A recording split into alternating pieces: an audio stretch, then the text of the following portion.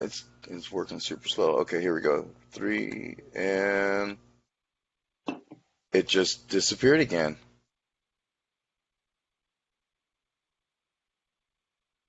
I don't get it. It says you were live. It says Roy Koyama was live in Market Maker 1 minute ago. Okay, so then we're probably live right now. All right, so a few technical difficulties there, folks. I'm not the We're live already. most experienced on Can't see it. using. I'm looking on my phone. Hang on. Yeah, Is yeah. No, anybody on here? Are we live or not? Okay. We're all live. right. We're live. We're live. Let's Okay. go. Let's go. All right. Good morning. Hey, yes. Good Good Market morning. All Makers. right. So market makers. Um. Anyway, so that was fun. Uh, Makes it Roy Coy. interesting. Yeah, exactly, exactly. So introduce myself real quick. Roy Koyama here. Work with market makers, head of product, also a licensed real estate agent. I've got Mike Odo, our founder, CEO, on this call with us today, or video, I guess. And today we're going to be going over market maker methodology, and we're going to be reviewing one of my favorite things is Attract. So basically, working over some methodologies that you can hopefully implement into your business today and be able to go out there and start attracting people towards you versus chasing them, because that's really best practice, right? Is having people coming to you and versus you having to go to them, right, Mike? Yeah, the truth is, top agents, mega agents, big teams, I mean, their phone rings every day. Their phone rings every day.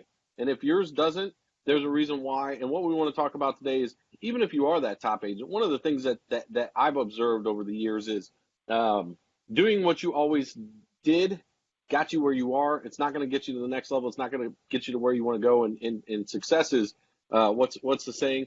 Never owned but rented, and the rent is due every day. And so, don't grow stagnant. Hop on these things, learn some of the newest, latest, greatest techniques. I just got back, like I mentioned last week.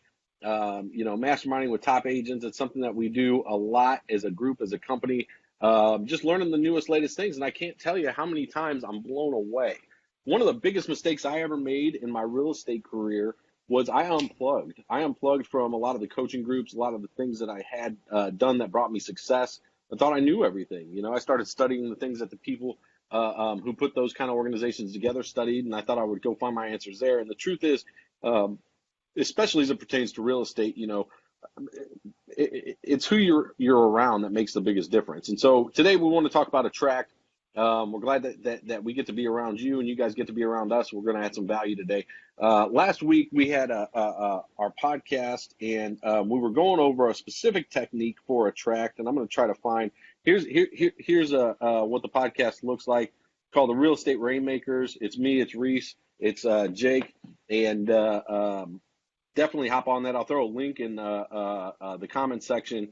Last week, what we were talking about as a strategy to attract was Facebook groups and creating Facebook groups and why that's so important. And so, we said you can either create a Facebook group for your city, for the south side of your city. So, like for example, in Springfield, where we're at, you might say, South Springfield, Missouri. That could be the group. Personally, I prefer to dial it down to the neighborhood. And so, I live in a neighborhood that the Mm-hmm. name of it is called Millwood, and there's no Facebook group. There wasn't until I created one.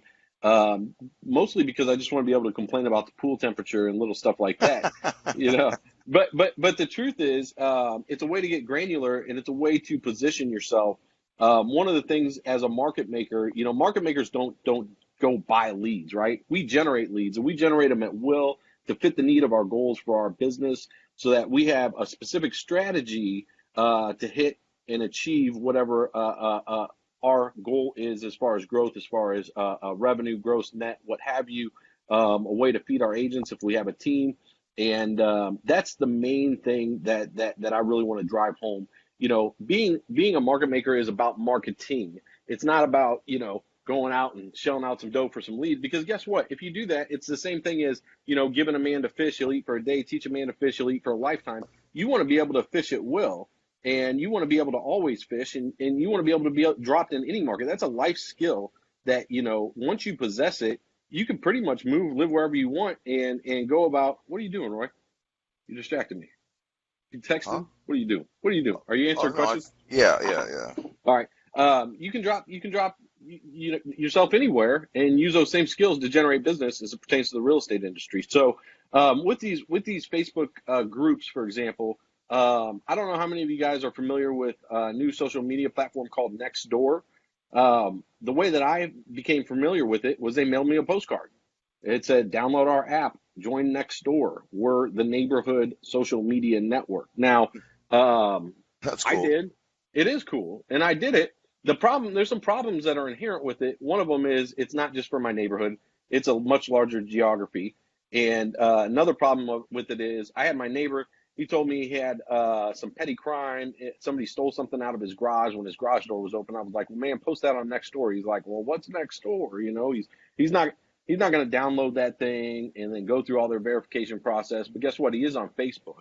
So having a Facebook group is one way to attract, and you want to own really the presence in the mind of your neighbors. You don't want it to be salesy, right? And again, I went over this on the podcast, so if you want to dive into that, go on the podcast. Reese and I really kind of dove deep there. You want to do things that add value, and so when we're talking about attract, if you think of the word attract in general, it's what's attractive. What's attractive to the consumer? The biggest mistake that we tend to make as agents is we see we see ourselves through the lens of our own eyes, and basically the saying in marketing is you are not your consumer, right? So the Hmm. things that you think are going to be important to the consumer are not the things that they necessarily think. So you got to take some time to think about what's important to them. And the thing that's the most attractive is when you add value, right? So if you're doing something that adds value, that's attractive. And the other thing that I wanted to talk about as far as attract is concerned, and we can get into some of the specific strategies and techniques on that here as we go. We talked about a USP, I believe, in the past on one of these Facebook videos. A USP is a unique selling proposition or elevator pitch that you can communicate in 30 seconds or less that differentiates you from all of the rest of your competitors. For me, in my market, mine was the guaranteed sell. Your home sold in 120 days, guaranteed, or I'll buy it. A lot of agents get kind of concerned about that, but just research USPs. There's a ton of them. You could say, buy with me, sell for free. Your home sold in 120 days, or I'll sell it for free. Those are much less limited risks. There are ways to do that protect you, that are very clear, above board, that the consumer understands, and is a decided benefit of doing business with you. And so, what's attractive? What's attractive is really being an expert, right? If you won the lottery tomorrow and you had a couple $100 million and all of a sudden you needed heart surgery, would you go to the local surgeon or would you seek out the top surgeon in the country? I would seek out the top surgeon in the country, right? Now, why is he the top surgeon? Well, he's an expert. He's got a track record. He's got this. He's got that, or she, right? So that positioning of you being the expert is attractive. Now, Hmm. what constitutes an expert? Well, as far as the neighborhood is concerned, it's known what's going on. How many houses are for sale? How many houses sold? How much did they sell for? What features did they have, right? You should be in every single one of these, and you should know that neighborhood. When you start with a neighborhood, then you can grow to another neighborhood and another neighborhood and another neighborhood. I And love it. market makers don't just work neighborhoods; we own them, we dominate them, right? You drive through our neighborhood and you see sign after sign after sign after sign. That's the way that works. And I'll tell you, even just something as small as that. I was driving to the lake last weekend. I drove past like 20 McDonald's signs. I don't eat McDonald's. My wife's real crunchy. You know what I mean? Like, we're non-GMO, right? All organic. I got my 5-year-old with me. I'm like, son, we're gonna go eat some McDonald's. He said, that's garbage food, Dad. I said, I know, but I just really want a Big Mac. It's because I passed all those signs. I mean, it works, right? So that's attractive, and that also positions you as an expert. Seriously. So back to being a marketer and generating leads at will. When you generate a lead, um, you know, it's really interesting being the business we're in because we don't provide leads. We actually provide lead services, right? So we'll run your Hmm. pay per click for you. We're not like generating leads and then selling the leads off at a cost plus, right? We're spending your advertising budget. Whatever comes in is what you get. And as an agent, there's some things that you can do to attract leads. So if you're on, for example, our entry level kind of beginner platform. Um, Pardon me, you should have a thing called Market Maker Pages. Mm-hmm. One of the Yep. things that I would highly recommend as you create this neighborhood group for Facebook, and don't name it anything about you, don't put your business card up. Those are called whiskers, right? If you're trying to catch a mouse, you just use cheese, okay? You don't have whiskers. You're not talking about yourself. Nobody cares. That's the truth. Nobody cares about you or if you're number one. They only care about what their interests are. So you have to talk about their interests. After you do that, and you get some traction, you'll know you're doing a good job when your neighbors are the ones providing content. When they're posting about the garage sale this weekend, when they're posting about the suspicious activity that's going on in the neighborhood, you know that you got it up and running. That's the time to interlace some things like, hey, guys, top 10 Best Buys in blank neighborhood. Click here to view them, right? And so what we would do at that time is have one of those market maker pages up that they could fill out the form, right? It's going to send you an email, and then you go into the MLS manually, pull that list, or already have it ready, have it in an email sequence that you can send them the link, right? Now, if you're on our higher tier platforms where you have the RedSpeed, you can just create that saved search and list. So as soon as they click on it, they got the list up, and then after they look at 2 or however many you have it programmed for, you can choose that. Then it prompts them to fill out the form. So now you got people who are in the neighborhood, who are in that group, who are curious and buying a home. Same if you put out the find out what your home is worth with the home valuation tool and a link to that. Guess what? Those people are curious. They're thinking about moving. They're thinking about what the home is worth. And so those are just some of the ways. Now, what I wanted to talk about there is the mindset. The mindset that's so interesting to me, like I said, because we're in the marketing service business, not the lead selling business. But a lot of times we'll have agents that'll call in and they'll say, "Oh man, these leads aren't very good." And I just want to Glengarry them. The leads don't suck, you suck. But Coffee's for closers, right. right? But the truth is, it's just they haven't learned something yet, and Yeah. and I have empathy for that position because I was in that position. But what happened for me was there wasn't products like this, right? So I had to go and run an ad, right? And back then I would run it in the newspaper, okay? And I would take that ad from the newspaper and I would have a domain name so that they typed in my domain name and they would go to a page like our Market Maker Pages, for example, and they would fill that out.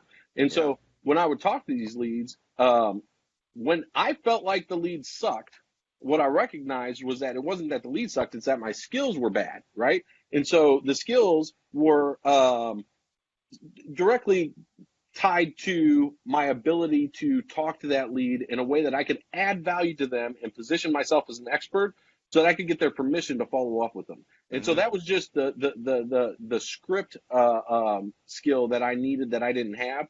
And honestly, it kind of scared me. I didn't even want to call them. I was like, I don't know what to say, you know?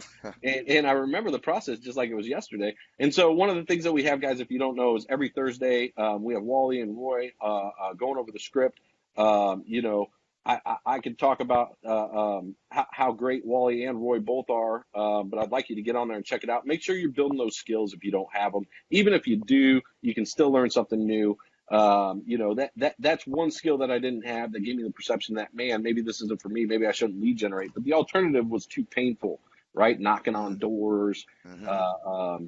tracking down people that didn't want to be spoke to, things of that nature. Another skill that I didn't have, I used to run a lot of ads that said zero down, free list of homes that had zero down payment. Now, back then it was very buyer centric for me.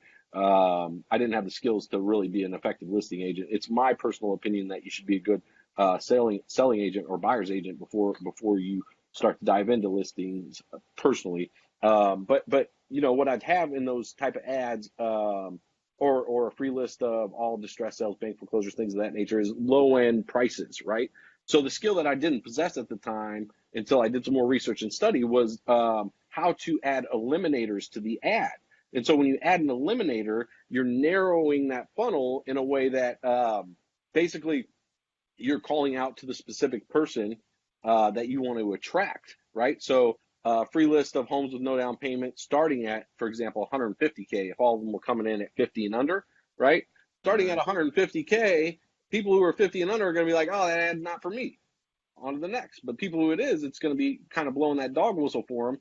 And that's just another way to attract that is specific as far as the skills are concerned. Like I said, it's the skills in the mindset. And so what you have to remember is as a marketer, I mean, I'll just give you an example. If you run a print ad in a magazine with homes for sale, right, and the people who call are shaky, generally you just think, well, maybe I'll run a better ad. But for some reason, when it comes to the internet, it's like,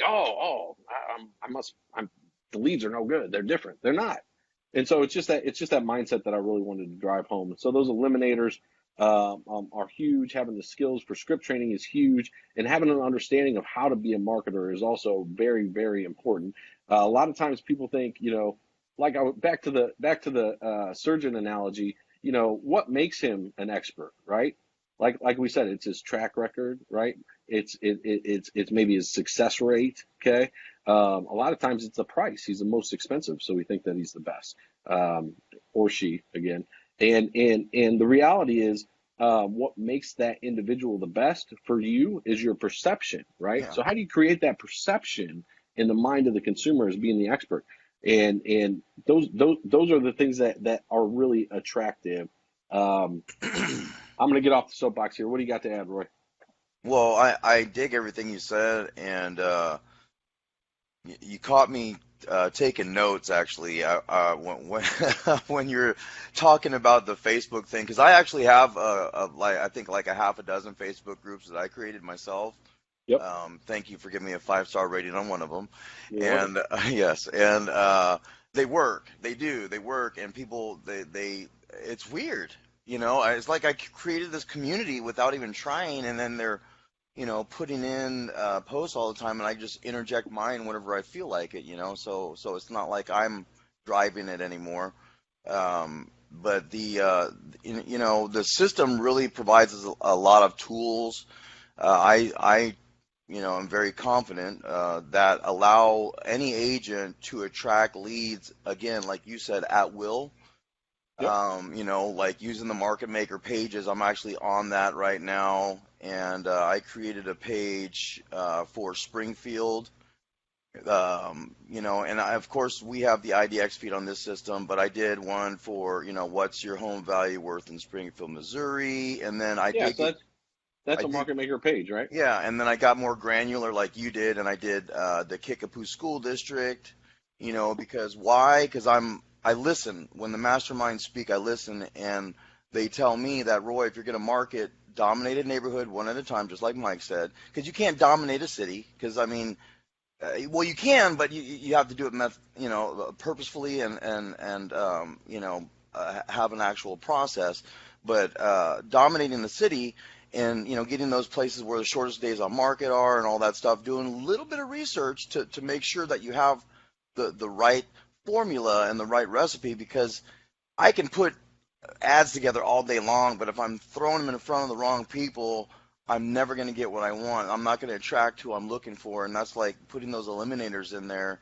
That's huge too. So that was like a big aha for me, because I'm wanting to increase my price point, and a lot of agents out there are like, how do I increase my price point? How do I increase my price point? I want it to go up, but I don't know how, and Well, let me jump in on that because yeah, it's funny you brought that up. I was just thinking about that specifically before you had brought it up. There is a neighborhood in Lake of the Ozarks, and it's called Portachima and the Villages, and they're all multi-million-dollar homes, right? And I always wanted to be in that arena to be able to list and sell those multi-million-dollar homes. Well, one of the things that I learned was the joke is, what's the difference between a $1 million home and a $2 million home on Shawnee Bend, which is where these neighborhoods lie? The answer was nothing. And so that was the joke of the bankers. And what it really is saying is the nuances are small enough to where, to the untrained eye, you're not aware. You can't tell. And what I found was that when I started diving in to do the research, number one, there wasn't enough transactions in that neighborhood to gain a reasonable market share to create a full-time business out of. But of the transactions that were there, only a couple agents dominated them. And I really think that the reason why is because they had the courage and they had the mindset to be able to do it. And they felt like they were worthy because of the time that they had put in to generate to create their skills. We were just saying today, whoever's the most convinced is the most convincing. And so the way that I started trying to break in and crack into that market was first going over and touring every listing. Every time a home was listed, I would go check it out. Every time a home was sold, I would know in my mind what that home had to offer and what it sold for and how much per square foot and what the amenities were. And pretty soon, I was an absolute expert in that market. And back then we didn't have Facebook groups, so I bought the domain name portochimaproperties.com, and I would use that domain name to run it to a market maker page that would say free list of the top 10 best buys in Portochima. Go to portochimaproperties.com, right? And so now I'm attracting buyers in that area. And the same thing for home values, right? You send them out, portochimahomevalues.com. But that's how I was able to increase my average sales price was first, getting my courage up in a way where I was prepared and I had firsthand activity knowledge. And I think that's the step that most people skip. They're like, oh, I just want higher end buyers and sellers. I want to work these, markets. Well, that's great. What are you Yeah. doing about it? Nothing. I'm trying to buy some leads so that I can work them. No, that's cart before the horse, right? You need to understand that market first. What are you going to do when you're sitting in front of Yeah. a seller and they say, what's my homework? You're going to go to MLS and have it spit out an automated, home eval. I mean, we all know those are as creative as we want them to be. But you have Yeah. to be accurate if you want to position that home to sell in that neighborhood, right? What's the absorption rate? How many are on the market now? How long? Mhm. How many months worth of inventory is there currently? And where are you going to strategically position the listing you're taking for it to sell next, right? And those are all things, again, tying it back to attract. You got to be attractive, right? You got to put That's in the right. skills to pay the bills, and that's just all there is to it. I like that. Put the skills in to pay the bills. Yep. Just a couple of things that you had mentioned though. So just for demonstration purposes, so folks know where to find those things, is right here for our market makers that are on the lower tier product that don't have MLS. You're going to go right to your marketing tab here, and your pages will be right here. You should have at least one home value page. So that will help you to generate leads through Facebook or any other social media that accepts, hyperlinks. And Mike made a great point about, creating a Facebook group within your community, like I have, and then just kind of plugging that in there as well. And then we also do have our blog that you can use Yeah, to let's attract. let let's talk about that real quick. Yeah, So as far as positioning yourself as an expert, and thinking through the lens of your customer, right? Like what's important to them?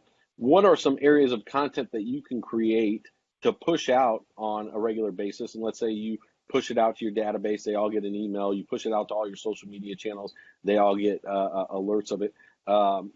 If you own a neighborhood, what are some things that are pertinent to that neighborhood, right? Um, right. those are things that are important. The neighborhood I live in, it's pretty cool. I mean, they have like hayrack rides over Halloween. They have a Christmas party, Easter party, things of that nature. You'd be talking about those kind of things. Um, you know, as far as the sales process is concerned or the buying process, there's a lot of things that that they don't. One of the things that I think we do as agents is we don't really appreciate the amount of expertise that we have on these topics, and we assume that our clients know all Right. of this stuff, and they just Yeah. don't. And so, how about going through a home inspection process, right? We go through it all the time, so we just think it's second nature. Like, oh, of course they know about a home inspection. Well, do they know what they can do to be preemptive to make sure that they pass that home inspection? That's a piece of content that would be very valuable for a seller, right? And the cool thing is, when you put this content in and you write, you're positioning yourself as the expert at that point, and that's a piece that lives forever, right? That piece is Hmm. there. If you add the keywords and use a keyword tool, it's going to be able to be indexed on Google, and it'll climb if anybody searches those type of things, and oftentimes they do. And again, it's specific to your geography. I don't know how many of you looked at the bottom of Google, but it says searching in your city at the very bottom if you scroll to the bottom of the results.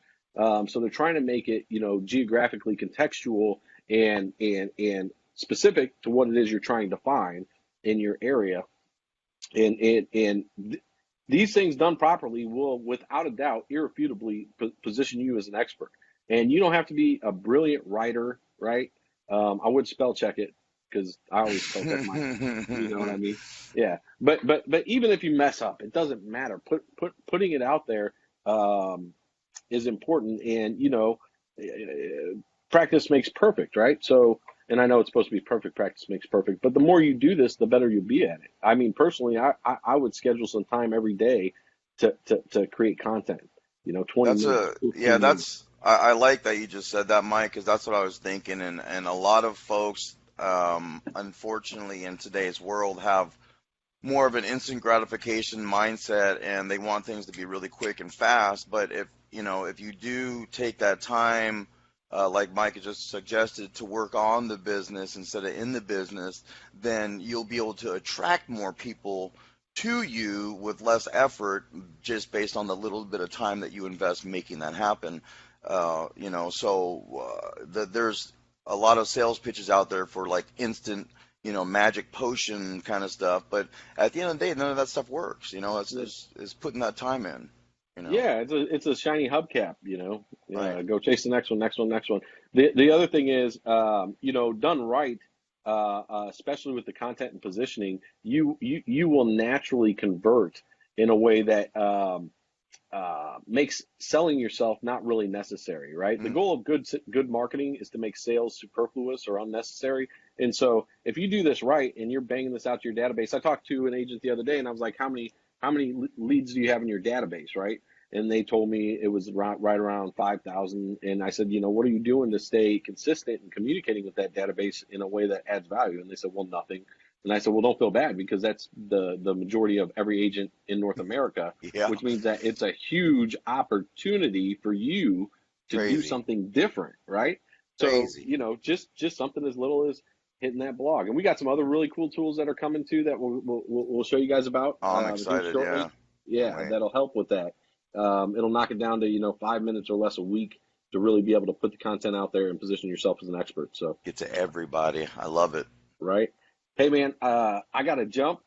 Is there All anything you right. want to add at the, No, I don't think as we so. wrap I up? mean, we covered some good topics, and you gave some good information that, I mean, I was taking notes, because of course I want to be successful as an agent as well. So, I think our next venue would be tomorrow morning with Wally Bressler.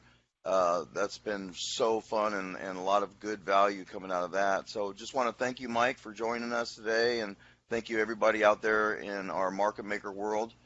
Go out there and make the markets. Don't chase the leads. Let them come to you.